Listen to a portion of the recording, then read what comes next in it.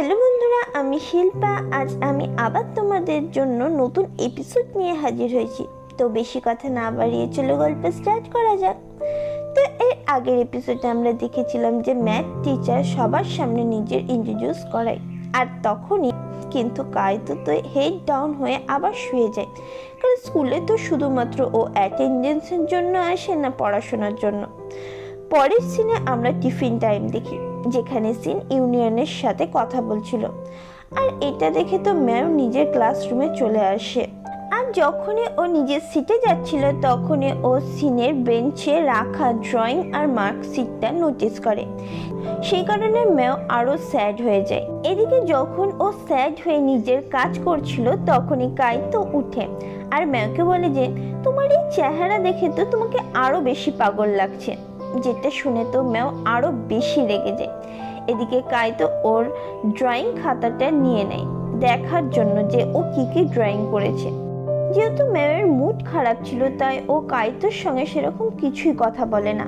এদিকে কায়তো নোটিস করে যে ড্রয়িং খাতার নিচে কিছু লেখা আছে, মানে সেই ফেক নাম যেটা ম্যাও সোশ্যাল মিডিয়া আইডি ছিল। ঠিক তখনই কায়তোর মনে পড়ে যায় যখন ও গেম স্টুডিওতে গেম খেলছিল তখনই ওর ফ্রেন্ড ওকে ফোন করে বলেছিল যে লিলি নামে একটি মেয়ে তোমার ব্যাপারে অনেক খারাপ খারাপ কথা বলছে, আর ও ইউনিয়নের ব্যাপারে খুব ভালো বলছে। সেই কারণে কায়তো নিজের গ্রুপ ওপেন করে আর ওই SMS করে যে লিলি নামের মেয়েটাকে তো আমি ছাড়বই না। আমরা আবার প্রেজেন্টে দেখি এইসব দেখে কায়তো খুব রেগে দিকে ডাকে আর ওকে আসার জন্য বলে।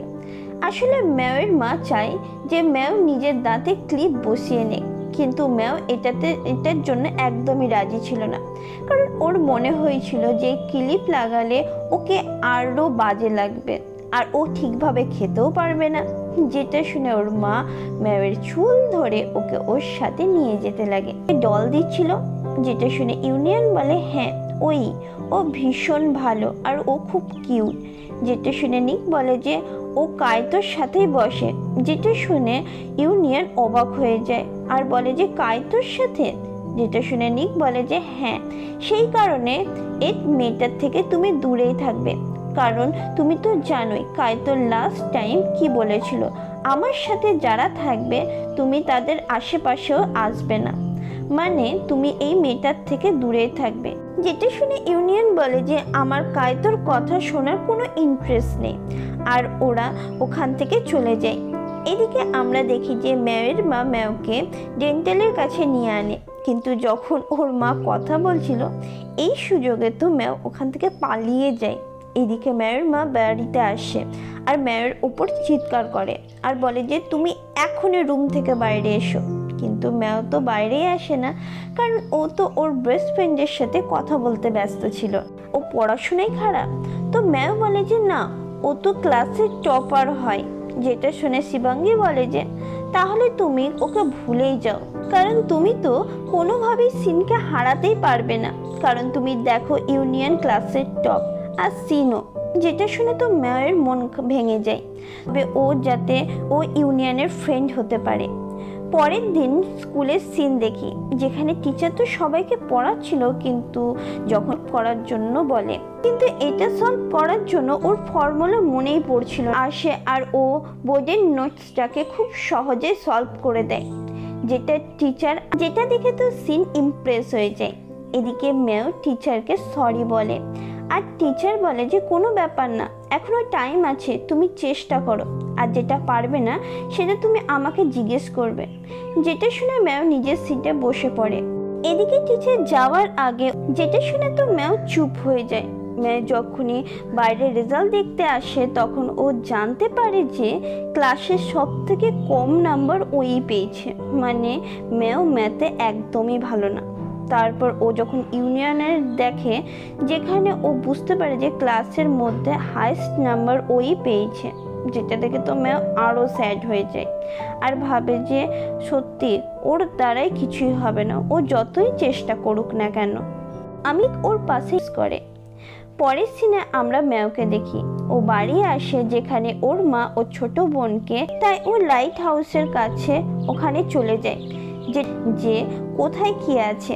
তারপর ও নিজের জিনিসপত্র বাইরে বের করে যাতে ওগুলো শুকিয়ে যায়, কিন্তু ও দেখে যে ওটা তো কারোর মুখে পড়ে গেছে, আর যেটা আর কেউ না আমাদের ইউনিয়ন ছিল। এই কারণে ইউনিয়নও ওর টেস্ট পেপারটা দেখে নেয় যে ম্যাও কত নাম্বার পেয়েছে, যেটা দেখে ম্যাও লজ্জায় পড়ে যায়, কারণ এই পেপারটা ইউনিয়ন দেখে ফেলেছে। পরের সিনে আমরা এদের দুইজনকে লাইট হাউসের ভেতরে দেখি। আসলে এটা ইউনিয়নের সিক্রেট জায়গা যেখানে ও আসা যাওয়া করে। ম্যাও বলে যে আমি তো সেই মেয়েটাই কে ইউনিয়ন ম্যাওকে অনেক নিউ বুকস দেখে, তো ওকে বলে যে তুমি কি এগুলো আজকেই কিনলে? যেটা শুনে ম্যাও বলে যে হ্যাঁ, আসলে আমি পড়াশুনো করতে চাই, কিন্তু আমি বুঝতে পেরে গেছি যে আমার দ্বারাই এইসব আর কিছুই হবে না, কারণ আমার জন্য এইসব জিনিস না। আর এই সেম কথায় আমার পাশের জন্য আমাকে বলেছে। যেটা শুনে ইউনিয়ন বলে কি কাইতো তোমাকে এইসব কথা বলেছে? যেটা শুনে ম্যাও বলে যে হ্যাঁ, কিন্তু তুমি কি করেছিলে, মানে তুমি কি ওকে চেনো? যেটা শুনে ইউনিয়ন বলে হ্যাঁ, আমি ওকে জানি, ওর কথা প্লিজ তুমি মাইন্ডে নিও না, আর ওর হয়ে আমি তোমার কাছে ক্ষমা চাইছি। যেটা শুনে ম্যাও বলে যে কেন, তুমি সরি কেন বলছো? তাহলে কি তুমি কাইতোর ফ্রেন্ড? যেটা শুনে ইউনিয়ন চুপ হয়ে যায়, কারণ এদের দুইজনের কিছু স্টোরি আছে যেটা আমরা পরের এপিসোডে জানতে পারবো। এদিকে ইউনিয়ন ম্যাওকে এই সব কিছু বলতে চায় না, সেই কারণে ও নিজের কথা ঘুরিয়ে দেয় আর ওর কাছে পেপার চাই। আর এখানে এপিসোড শেষ হয়ে যায়। Thank you so much.